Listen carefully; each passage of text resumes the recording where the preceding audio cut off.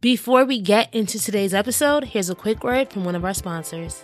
Summer's here, and you know staying hydrated should be one of your biggest priorities.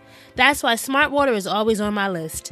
As a busy mom and always on the go, I love how easy it is to hold Smart Water and how it is just the right accessory for my daily outfits. With days in mind that usually involve a lot of overthinking, Smart Water provides a refreshing change of pace and allows me not to have to think too much. Plus, the taste is great too. Smart Water has this pure, crisp taste with added electrolytes, and I love it. Life's full of choices. Smart Water is the simple one. Visit drinksmartwater.com to learn more. Hey Dream Drivers, today we have Camila Cruz, founder of Sorry for Your Lost Cards, on the show.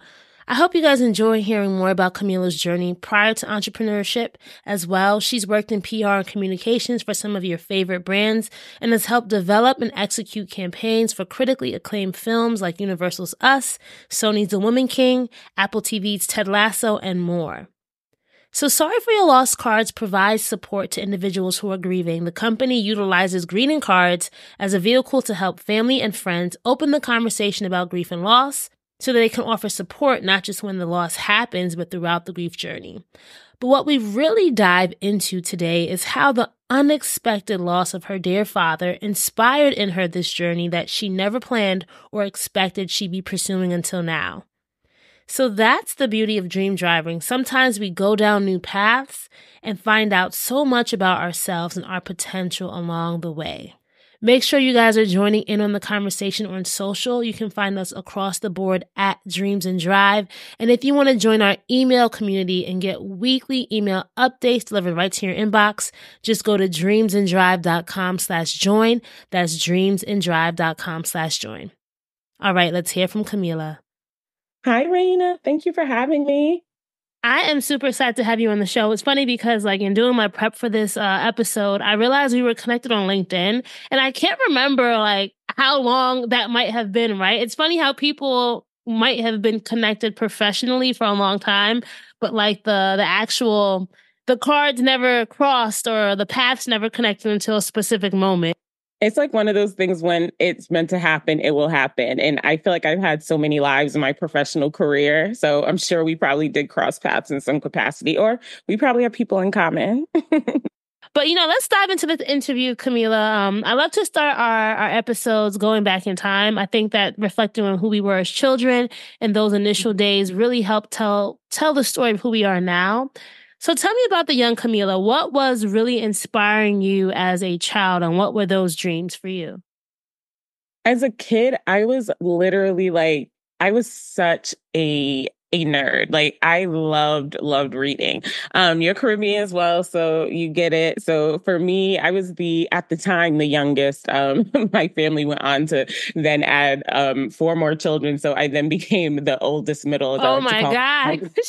But at the time, I was the youngest. And it was 3 more. Sorry, not me adding kids to our family. But basically, I was the youngest girl. So it was always my brother's always out and about. Grew up in Providence, Rhode Island. And every time I'm just I'm bored or I want to do something, my dad's read a book. And so what is with these Jamaican fathers? I have the exact same memory of my father as well. Take a book and read. Exactly. And I'm begrudgingly but then honestly, I loved it. And it really, I have my dad to thank for that in so many ways, because it really just expanded my mind and my imagination. I was reading the Babysitter's Club collection, and I was so excited when I finished it and went to volunteer at the library and bring them back there. So for me, it was really about my imagination in reading. So that's when I was very young, elementary school. And then that love kind of grew into pop culture. So, I was born in the 1900s, like the kids like to say. And, is that a thing? Is that really a thing? Literally, I just saw a clip today. It was USC, I believe, football players. And they were born in 05, 06. And they're what do you deem as old? And they were anyone born in the 1900s. And I'm that is wild. Absolutely wild. Don't insult me at my social media first thing in the morning about me being old because I was born before 2000. But basically, it was MTV day. So I used to always like love watching MTV and watching like the Mickey Mouse Club. And so I became like very enamored with pop culture, love music. So young me really was into reading, pop culture, and music. And I actually went to college to become Mimi Valdez. Like I wanted to be the editor in chief of Vibe magazine. Basically, Brown Sugar was my life. When I saw Brown Sugar, I was like, somebody gets it. This is what I want to do with my life. So that's what young Camila wanted to be. Okay. So, it's funny, just going back to something you said earlier, it's so important how I'm realizing now as a parent just how much those early childhood moments shape us, right? And all the things that our parents really feed into us and just their lasting impacts on us as we grow older. And I just told my son this yesterday, and he was just looking at me like, Mom, what? His 3-year-old self. He's like, I'm bored. I said, you can't be bored if you have a brain, right? And that's something my father used to tell me. And it's funny how those lessons really carry with us, right? You mentioned Absolutely. that you went into, college with this goal, right? Northeastern, you really, really had this goal in mind. Upon graduating, what happened? Did it pan out for you? And then what was your approach to life after college? Because so many of us, right? It's supposed to be this pivotal moment in our lives where we either come into ourselves or we're finally about to, make it. And I'm saying that in air quotes. How did that pan out for you? Well, it panned out for me. Funny enough, so while I was in college, I transitioned into I was exposed to PR. Northeastern has this unique co-op experience where you basically 6 months out of the year you actually work. So like from 9 to 5, you go to a job, you get to see what it's really like to work. And so my first co-op was newspaper, and I absolutely hated it. And at that time, the track was more so like, oh, you go to a newspaper, then a magazine, and you were going to start writing obits. And I was like, nope, not doing it. I was just like, I am not doing that. I'm a pop culture girly. I was an entertainment editor of my magazine. I didn't want to go on that track. Then my next co-op was at Allied, which is still like a movie publicity firm.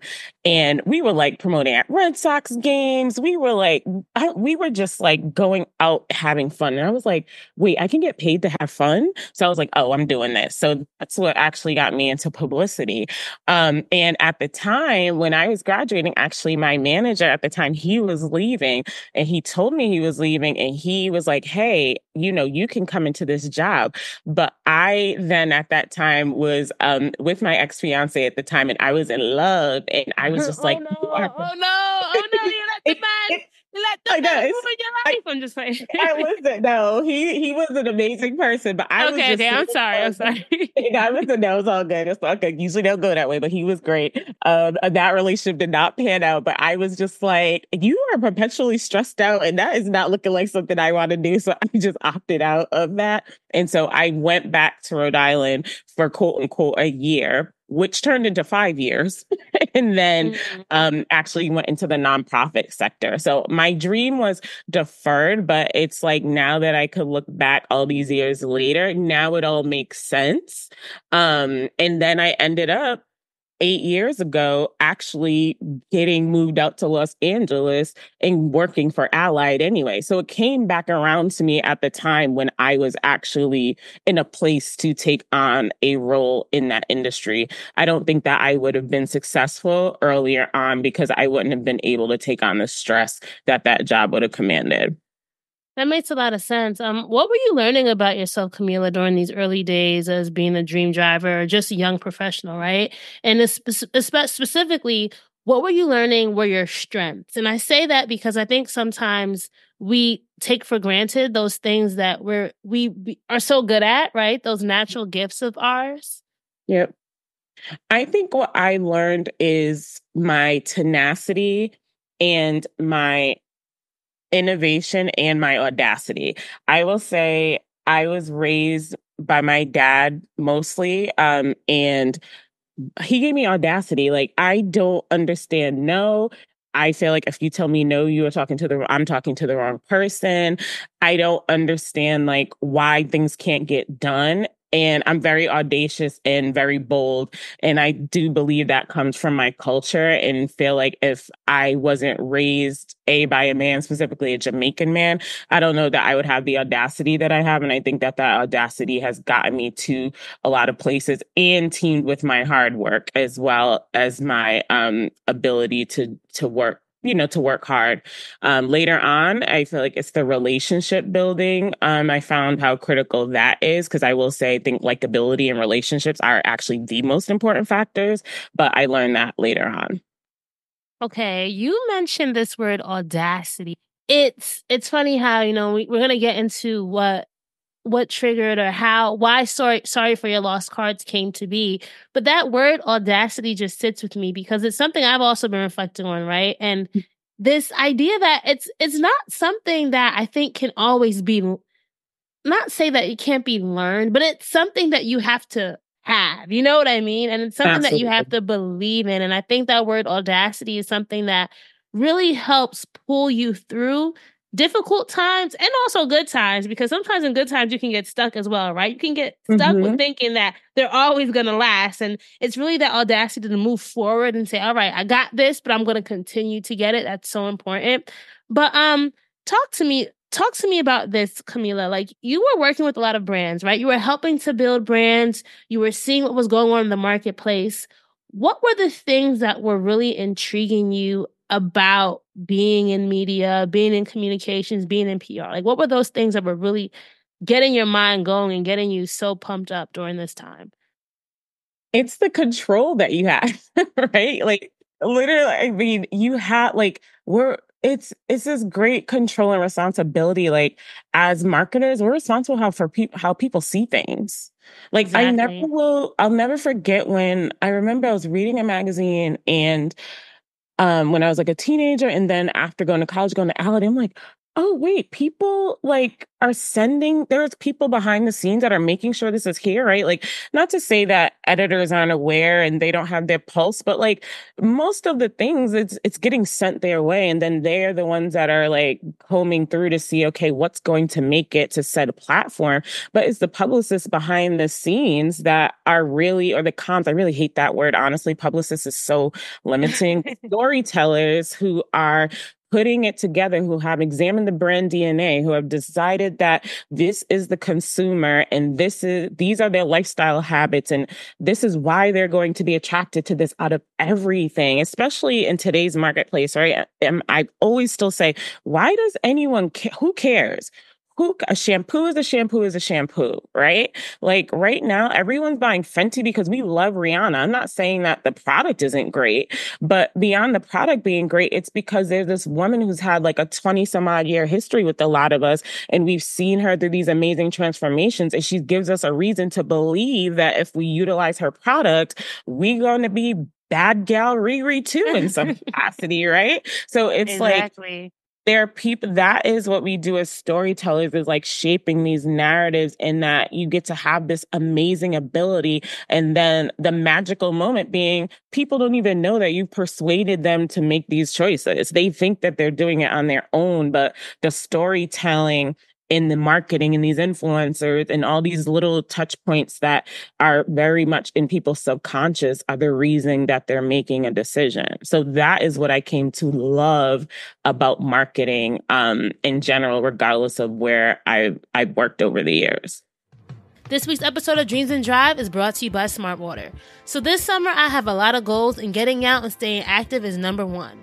But if you want to be active, you got to stay hydrated, and that's where Smart Water comes in. I love how complimentary Smart Water is to my daily routine. It fits right in my baby bag, it's easy to put in the car bottle holder, and just looks good if I'm holding it in my hand or my daily walks with the kids. When it comes to living my life, there's a lot to overthink. What's for lunch? Who's getting the kids? Who do I need to reach out to for interviews? What's for dinner? But at least I don't have to overthink my water. And look, later today, I know I'm going to have to take that little one out for his daily ATV ride and walk around the block. With this pure, crisp taste and added electrolytes, I know that we'll all stay hydrated for our summer excursions, and the taste will be on point too. Smart Water provides a refreshing change of pace, a moment of clarity with a simple choice of hydrating. And at this stage in my life, that is super important. Life's full of choices, Smart Water is a simple one. Visit drinksmartwater.com to learn more. Hey Dream Drivers, if you're like me, you know the struggle of dealing with a wild child who just won't keep their diaper on. That's why I'm excited to share my favorite Pampers Cruisers 360, the ultimate baby-proof diaper for your little explorer. Pampers Cruisers 360 features a 360-degree stretchy waistband instead of the usual tabs. This unique design helps prevent your baby from removing their diaper, which means no more unexpected messes. And trust me, this is a game changer. One of the best parts, Pampers Cruisers 360 offers up to 100% leak-proof protection with a gap-free fit no matter how your baby moves. It's super easy to remove too. Just rip the sides, roll it up with a disposal tape on the back, and you're good to go. Try Pampers Cruisers 360 with the new Pampers Free and Gentle wipes for healthy baby skin. They're made from 100% plant-based cloth that grips the mess, with Free and Gentle mess meets its match. Add Pampers Cruisers 360 and Free and Gentle wipes to your cart or pick them up at your local grocery or big box store. Say goodbye to messes and hello to more fun with Pampers. Remember, for trusted protection, trust Pampers, the #1 pediatrician recommended brand. Calling all heroes. Coca-Cola and Marvel are teaming up to release limited edition Coca-Cola products featuring your favorite Marvel characters. Collect them all to assemble your own Marvel universe. And be sure to scan your Coca-Cola for a chance to win superpowered prizes and unlock powerful AR experiences. But act fast, fans. These collectibles won't last long. No purchase necessary. Open to legal residents of the U.S. and D.C. who are 13 and up. Ends on June 30th, 2024. Visit coke.com/Marvel24 for official rules. Did you at any point ever think that you would ever be doing it for yourself? Meaning doing the marketing and telling a story for your own brand one day? Was that ever a goal, entrepreneurship? Not at all. I mean, I fought it so hard because my dad was an entrepreneur and I would always see that he, woke up early, came home, was when I was sleeping as a child. And then, he had recently retired, I would say, around 2016. But, Jamaican, so still work here and there. They're not retired. They're not ever going to really 5 different jobs. My dad retired like 5 years ago too, and he still works every day. So I don't know what he retired from. Exactly. I gotta give him. Literally, my aunt yesterday, I'm talking to her, she's a therapist, and she's like, yes, well, I'm coming to Jersey in a couple of weeks. I was like, Auntie, I was like, I need you to be ready to take me out and stuff. She's like, well, my practice. I said, ma'am, aren't you retired? She's like, well, and I was like, okay, so retired means not really. But basically, I just saw how, not even how hard it was. It's more so like all of the other work, right? Because as an entrepreneur, you have to be focused on so many things. It's not just the craft that you're focused on. You have to worry about getting paid, and you have to worry about cash flow, and you have to worry about your vendors. And that just always looked like such a headache to me. Specifically because my father was a contractor. So I was just like, oh, this is too much. You don't seem like you get to actually focus on what it is you love, which is the welding and the blueprints, etc. So I did fight it tooth and nail. But then, sometime, they say we make plans and then God laughs. So here we are. 2022 was a very difficult year for you, right? Mm-hmm. Can you share with our listeners exactly, what you experienced and how this moment, let's I want to talk about it in sections, right? Like, talk to us about how 2022 really tried you as a person and all that you went through that year. So in 2022, March specifically, I just, received a call, one morning from my sister telling me that my dad was missing. And I was just like, it was just like, I don't even know how to explain it.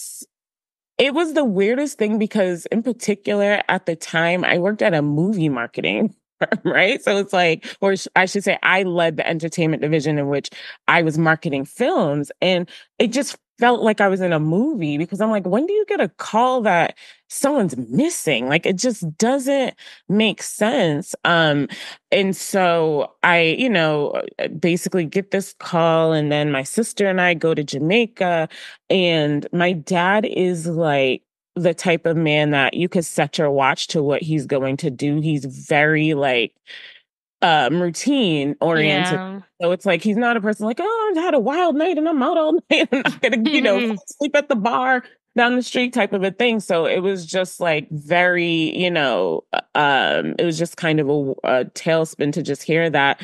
So then, that happens. We go down there and we're hopeful because at first, like, okay, it's a day or whatever. And then as the days continue, there's no news of anything. No one really knows what's happening. And then a few days later, his car is found burned. And then I'm like, okay, we've entered like true crime here. And I was a true crime aficionado. And like, when you burn a car, there's there's a reason in terms of evidence. So I'm like fully expecting that his body's in a car or something and they just find nothing. So it's just basically been, that is the last piece of anything that we've ever have known about, essentially.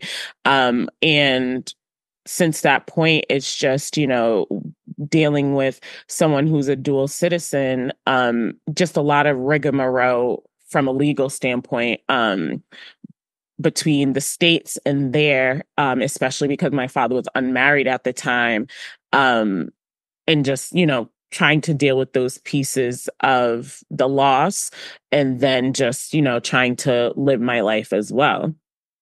I can only imagine there's just so much like this completely interrupted life, right? Like at this point, prior to that, were there certain things that you were working on? Like, how did this traumatic loss and just unexpected, because we never know, right? They say that you Absolutely. never know the timing of when your life can just get totally just, tossed upside down. Like, were there certain, how did this impact what you thought 2022 was going to be like? Well, it was at that time so my dad and I, our birthdays are 4 days apart. So, his birthday's June 4th, mine is June 8th. And so we were like, and it was my 40th birthday. I was turning 40 that year. So my friends and family were all coming to LA and we were gonna I rented a house. So we were all gonna stay at and my dad was coming and we were all excited because, all my friends know my dad. And I'm like, oh, I'm gonna get my dad to smoke weed. Like, I was just like, we're gonna have a good time and party with my dad because, we were at that point where we were becoming friends, it was the point where I'd had a lot of conversations about why'd you make this decision or just reflective moments and me getting to know him. My dad's name was Wally, getting to know Wally as a man and not just as my father and just exploring a lot of those conversations of who he was. And I remember we started a practice where I'd be not ask him how he's doing, but how's he feeling? And he'd be like, oh, did he willingly answer it? Because Jamaican men, my God. It's good. Brayna, I'm good. Exactly. I'm living. That's my dad never answers that question straight. It's so difficult sometimes. You'll know real when you get it. It'll say eBay Authenticity Guarantee, and you'll feel it. Maybe it's a head-turning handbag, a watch that says it all, jewelry that makes you look like the gem, sneakers and streetwear so fresh every step feels fly. eBay gets it. So look for the blue check mark next to that thing you love and be confident that every inch, stitch, sole, and logo is checked by experts. With eBay Authenticity Guarantee, you can trust that feeling of real is always in reach. Ensure your next purchase is the real deal. Visit ebay.com for terms. This episode of Dreams and Drive is brought to you by McDonald's. Now, y'all know I love McDonald's for a quick meal, especially if I'm out and about with the boys and need something to eat. I like food, and y'all know I like saving money too. Did you know that you can save money with deals in the McDonald's app every single day? Yeah, you heard that right. There's a deal every day in the app. So if you are an avid McDonald's goer like me, you'll find the best value for your buck by using the app. One of my favorite things about the app is the ability to order ahead. So let's say I'm on the road, just picked up Axel from school and know I promised him some McDonald's fries on a Sunday, but don't want to have to wait in that long line. I open up the app and just place my order there. Then I can walk in and pick up my order when it's ready, no wait needed, especially if I time it right. And I love that you can also get a bunch of deals in the app as well. I just logged in and can get a free Big Mac with a minimum purchase of $1. But check it every day because the deals are always changing. Plus, make sure to share your birthday so McDonald's can celebrate with you with something special. Dream drivers save money with the McDonald's app. Nope, you must opt into rewards. Black culture feeds fashion, but fashion doesn't always feed Black creatives. I mean, only 7.3% of American fashion designers are Black. So McDonald's is pairing 5 rising Black designers with 5 fashion insiders for career-changing mentorships and the access they deserve. Because we can do better than 7.3. Together, we can change the face of fashion. Follow their journey on Instagram at WeAreGolden. Statistics sourced from Zippia.com as of 2021. Never. So like me pulling it out of him, like literally like, Dad, I'm not asking you. I'm like, I'm really wondering how you feel. Like, how's your mind? You know, so like we practice that because I'm like, how many times have you been even asked how he feels? Right. Because, you know, people passively ask how you're doing and like just their role as men. And specifically, my father took so much pride in being a provider. So I just even wonder how much he even thought about how he felt.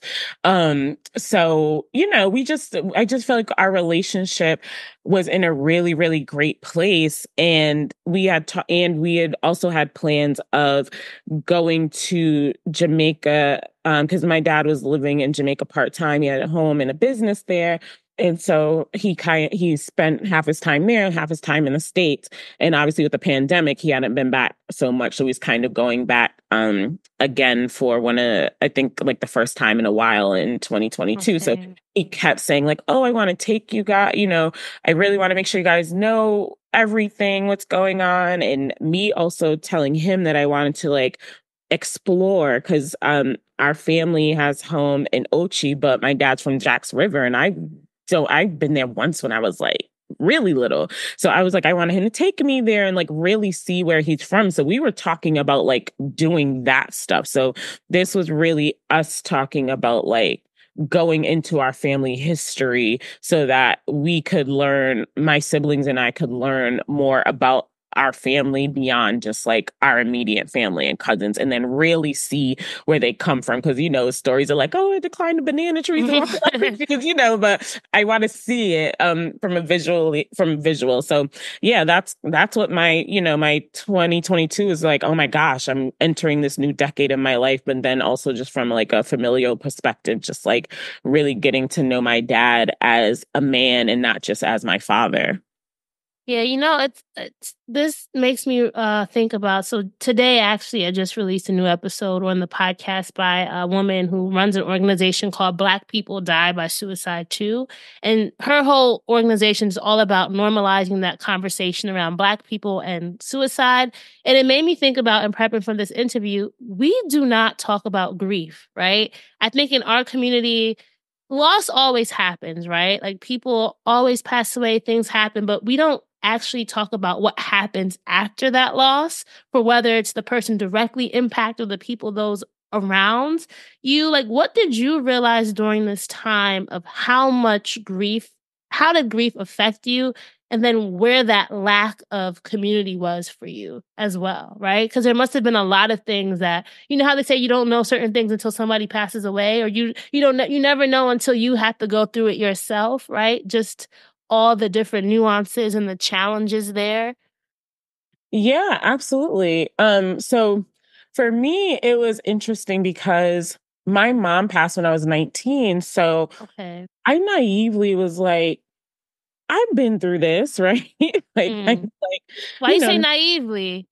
Because I felt like I would be okay in a way. Okay. Like, oh, I've experienced this before, so I'll be fine. And I don't mean to say it so flippantly, but I just kind of felt like, oh, I kind of already know. Whereas like my siblings my younger siblings and I have different moms. So I'm like, they still have their moms. So I was like, oh, they're not going to, I can understand it'll be tougher for them essentially, right?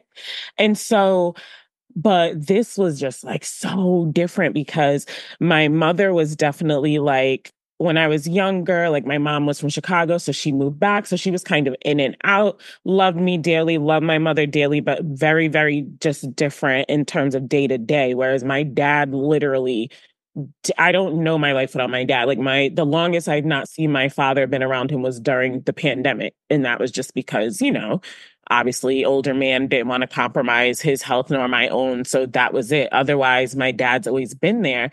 So I think I was definitely very prepared of like, okay, need to make sure I'm going to therapy weekly and, making sure I'm taking care of myself in that way. But I couldn't have anticipated what was going to happen.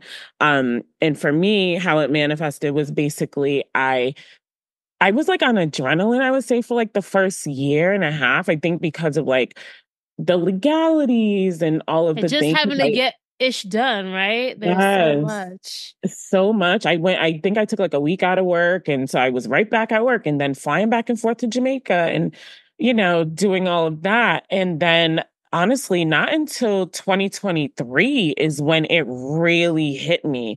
Like and I actually did listen to the podcast from the organization that you mentioned. And I also was diagnosed with major depressive disorder and anxiety at the top of 2023. I was supposed to go on a trip to Barcelona with a friend, and I just ended up getting like this debilitating depression where like I couldn't even do the things I wanted to do. Like the best way I could describe it is just like I felt like I was inside of my body, like screaming, like, oh, I want to do this. Like my natural disposition is like on the optimistic side, and I like to have a good You're the time. audacious, right? You're the one who's that tenacity and getting the group going and doing all of that.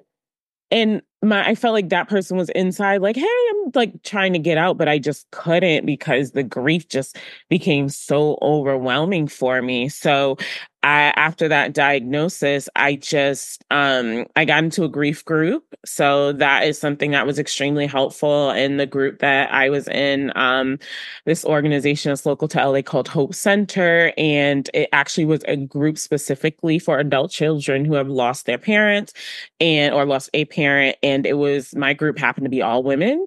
And we all lost our dads. So that was super helpful. And I just as of late, I will say, I've had acceptance with my diagnosis, because before I was just like, again, I think the stoicism and just like, no, I could push through everything. But I just was like, you know what? I'm now accepting that my depression, it stops me. And it's good because I don't know when to stop sometimes. So it just like, I feel like I have like a internal kind of barometer. It's like, okay, it's time to stop. And when I get into those times when I just am like, ooh, I can't do the push through, I just listen to my body and I'm just like, I can't do it. And now when it comes to things with my friends, if it's not like a big ticket item, I'm just like, I'll let you know like on the day if I can go.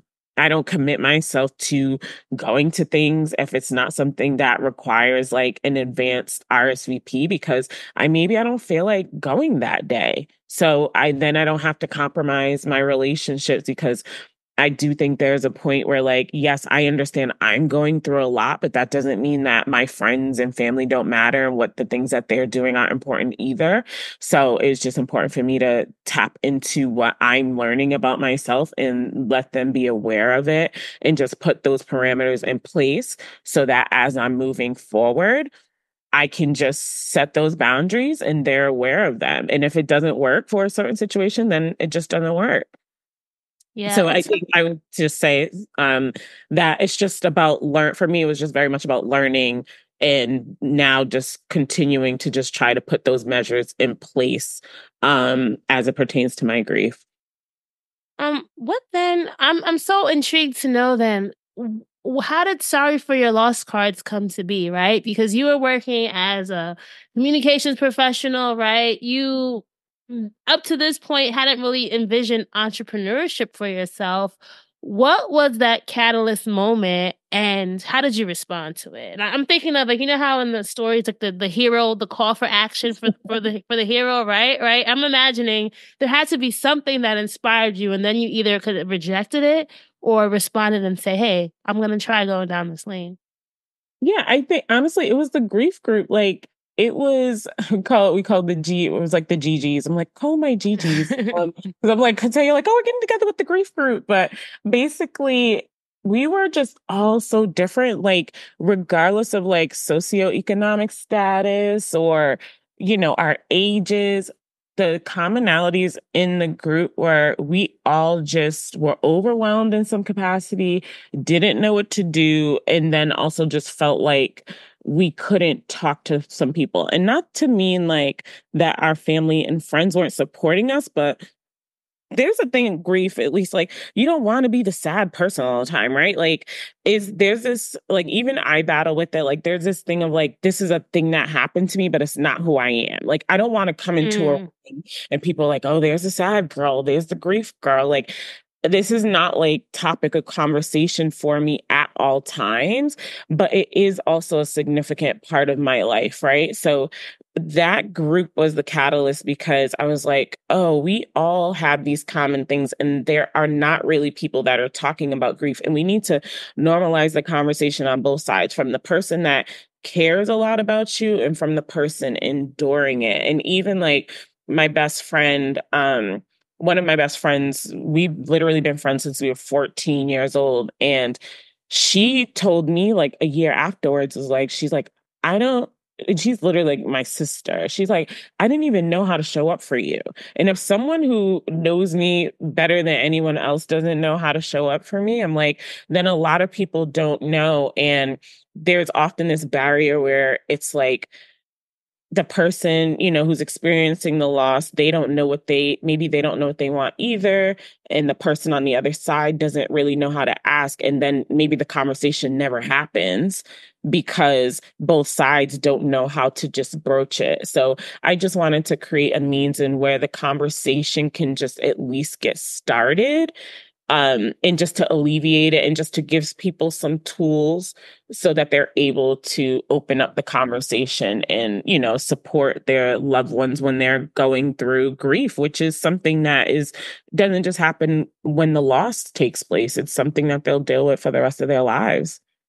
Yeah, and also too, it's just the reason why I love your product so much is because it's something that can just help so many people, because loss and grief is something that's going to happen to each of us at some point in our lives, right? And I have a personal experience where someone very close to me, lost his brother, was murdered tragically. And it's a conversation to this day, Camila, I tell you, I still don't know how to approach it. You know what I mean? It's one of those things that I don't ever want to be the person to bring it up, right? And then let's say you weren't even thinking about it, right? And now I've done cause. Sometimes I feel like if I bring it up, will like cause like, pain if you weren't even thinking about, you know what I mean?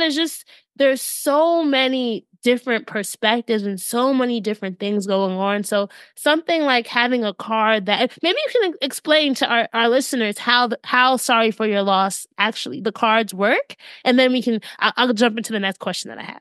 Yeah, sure. So essentially, the unique part about the card is that there is a heart-shaped QR code on the inside. And when the recipient gets it, they're able to scan it. And then it asks like prompts that are basically takes on the love languages of how they like to be supported. So whether that's like gifts or like acts of kindness or donations, or there's even a D&D kind of a thing where like there's do not disturb. Yes, do not disturb, a grief contact. So if you want, maybe they want you to check in with their auntie or someone else to see how they're doing, but they're not necessarily up for calls, etc. And then I gather that information and then it's sent over to the purchaser so that they then know how that they can show up for the person.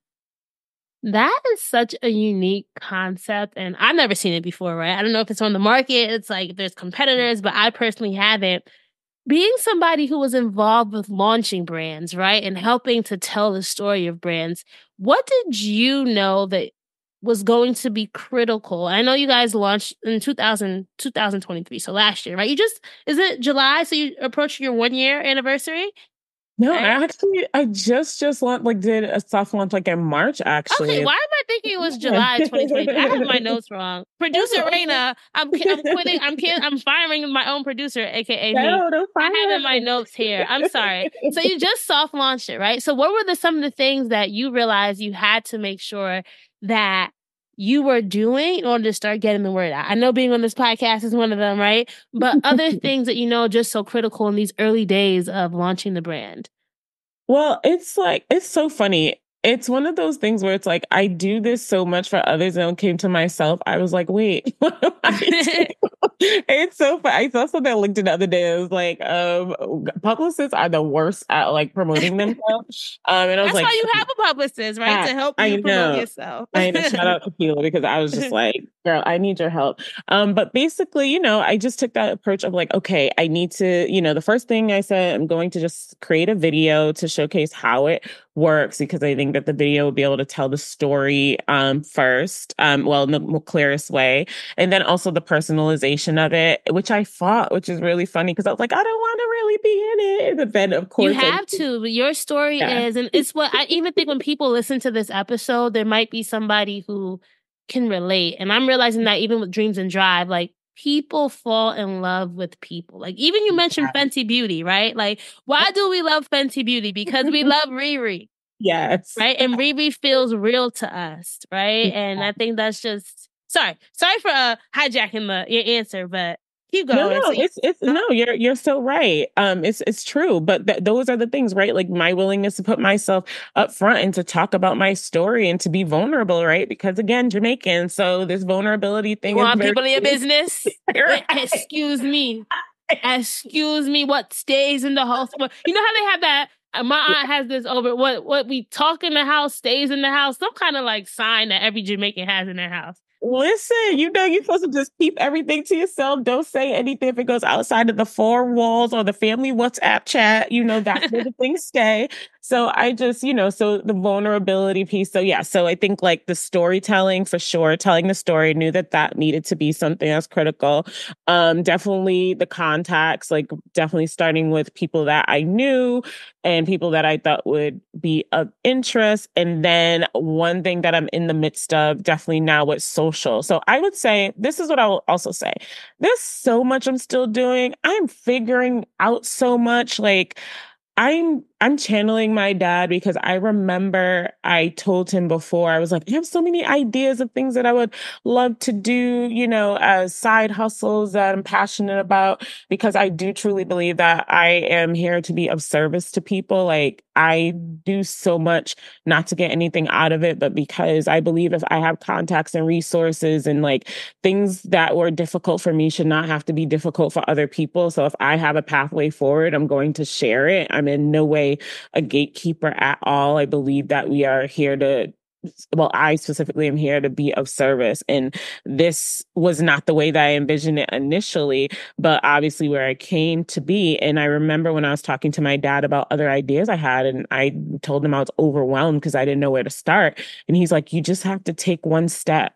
He's like, you just have to start. And so that's where I'm at now, where I am a bit of a perfectionist, and I'm just starting. Like, I'm like, okay, I have my video. Okay. I have my publicist. Okay.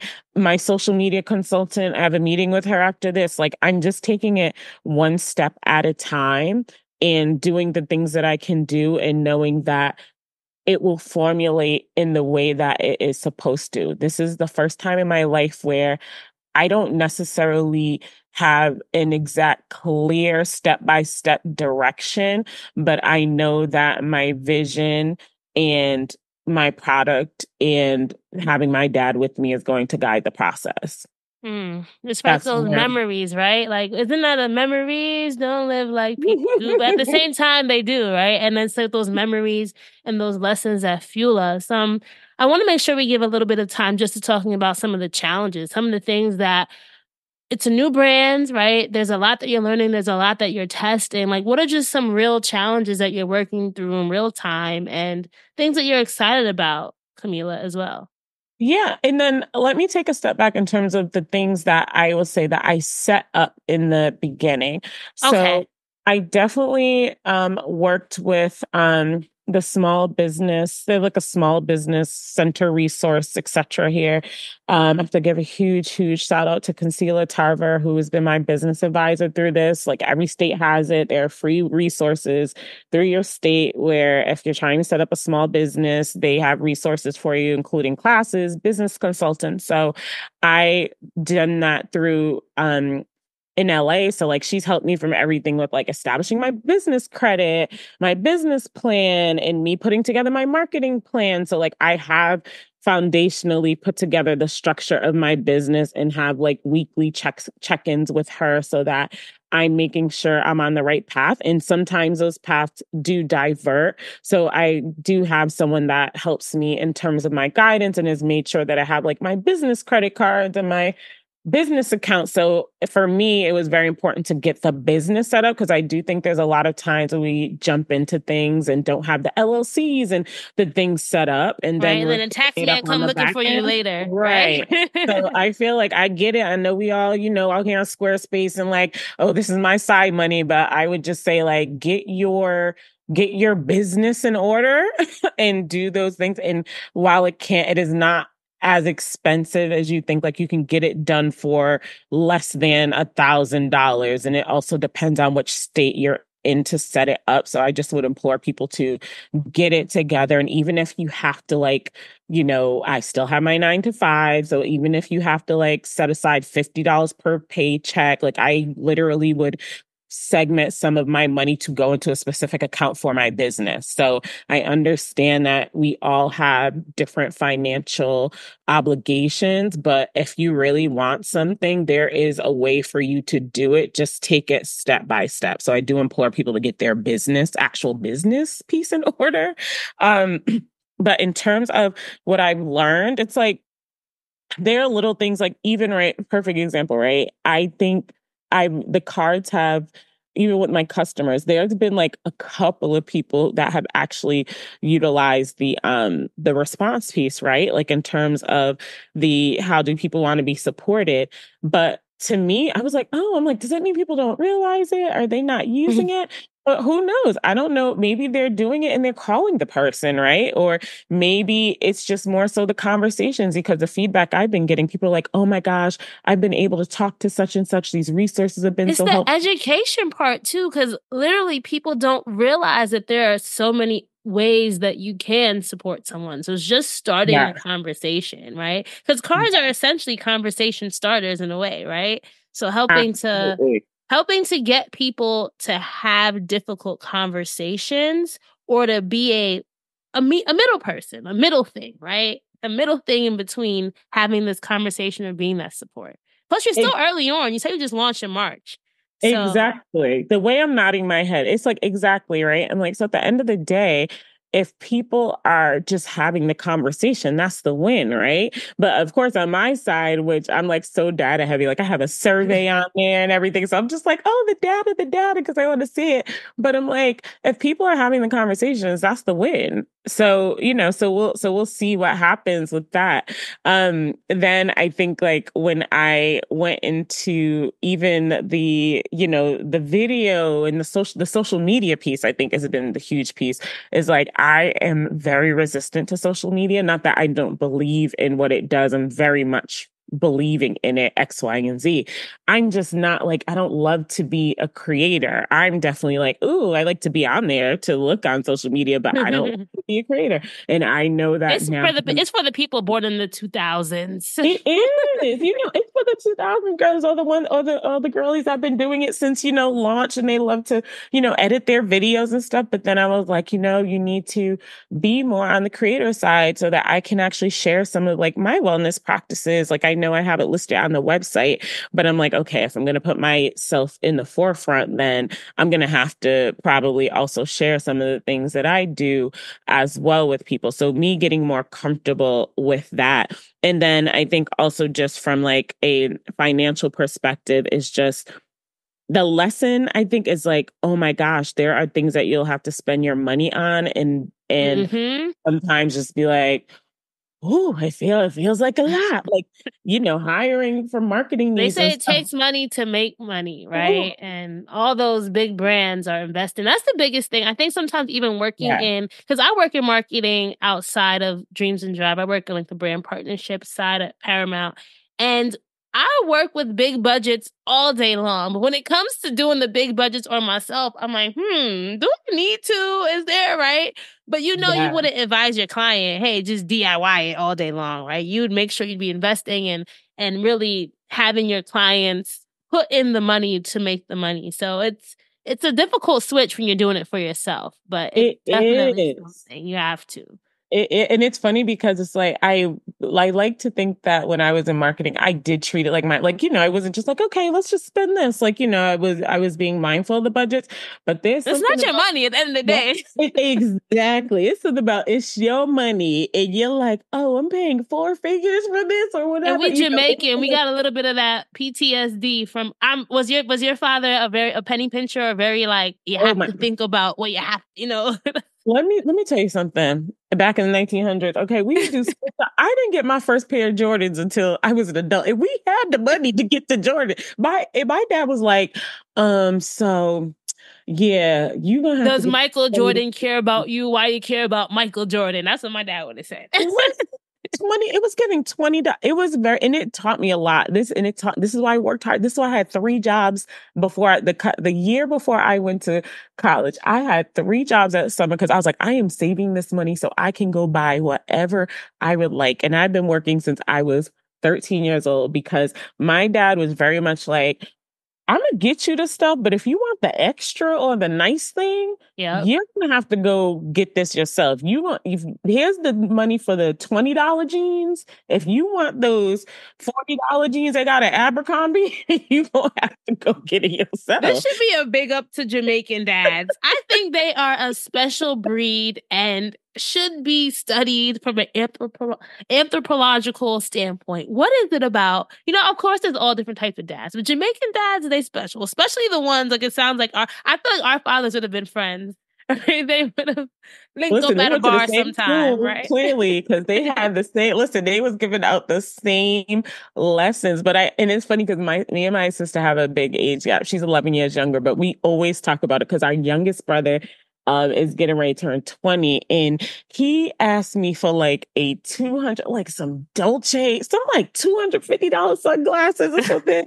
I called that. I said, do you know what he asked me for? Like, I just couldn't believe it. Because I was like, we have to work for this and I could never. And it was just so funny because we both were just like, oh my gosh, this is so crazy. But here we are. But I do think that they are absolutely special. And granted, he got on my nerves when I was a kid and I couldn't just get the things that I wanted. But I feel like it definitely taught me a lesson in like earning the stuff that I wanted and going the extra mile if I really want, the nicer name brand thing. And he helped to plant the seeds. And I think it's just so special to hear you talk about your dad in such a way, although he's no longer here with us. It's just like, now that I have a son, it just hits different, right? Mm-hmm. I just hope one day the way you speak with just so much pride about your father, and he left you, he really left you with these lessons and have really helped you be great, right? And I just hope one day my son talks about me in that way and doesn't say, my mom was always trying to make me eat my vegetables, right? But understands the importance of it later. What do you think your father would say about all that you're doing now? Sorry for your loss cards, Camila. I think he would be so impressed and proud. I think he would he's low-key, so I feel like he'd be like, that's my girl. Like, I think he would say that and just like smile.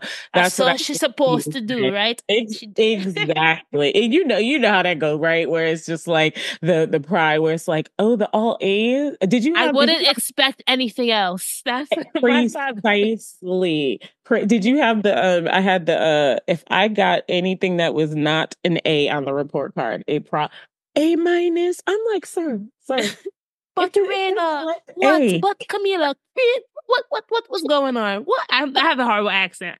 It's funny though. But my dad, on the flip side, my dad liked one time, because I was a very like high achiever kid, but it was to my detriment, where I didn't like not I didn't like losing. So sometimes he's like, Raina, you have to get a B sometimes. All right. It's okay. So he was also like at the same time when I didn't always win, he's like, that's going to be life, right? You're not always going to win all the time. So he tried to help us, but he's like, you don't need a lot of them. You just need one for the lesson and then never have to learn it again.